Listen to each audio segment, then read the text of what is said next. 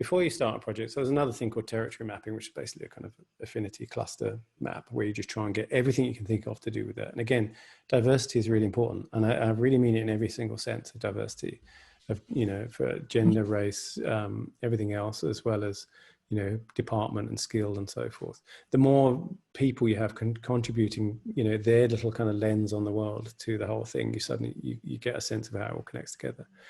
So doing any of that at the sort of kickoff of a project is really good to really understand, you know, are these the droids we're looking for? You know, is this the problem? Is the problem that we're looking at really the problem that we want, you know, should be looking at?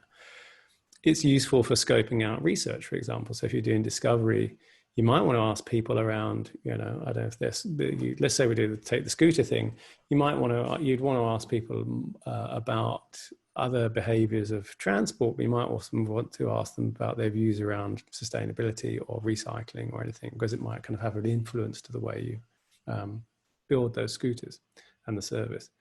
So, you know, that helps shape the stuff you look for, because if you're not looking for it and you don't ask the questions about it, none of that ever flows back into the kind of concepts and the work, right?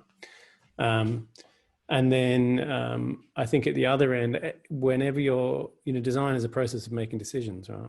And so whenever you're making a decision, it's really important to think about the kind of broader ecosystem of, you know, who are we excluding, who are we including?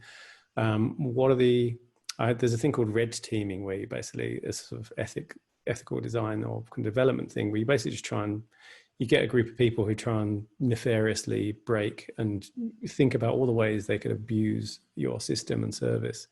And it's really good to regularly do that, because it happens all the time as soon as you put stuff in the world, right? So, you know, one of the things around that is, you go through that process for the touch points and start to think about, you know, what unintended consequences are there. So it's a useful thing to do at kind of different stages of a project. You don't necessarily want to be doing it all the time, but I think it's also very useful for people to have that kind of map in the back of their head.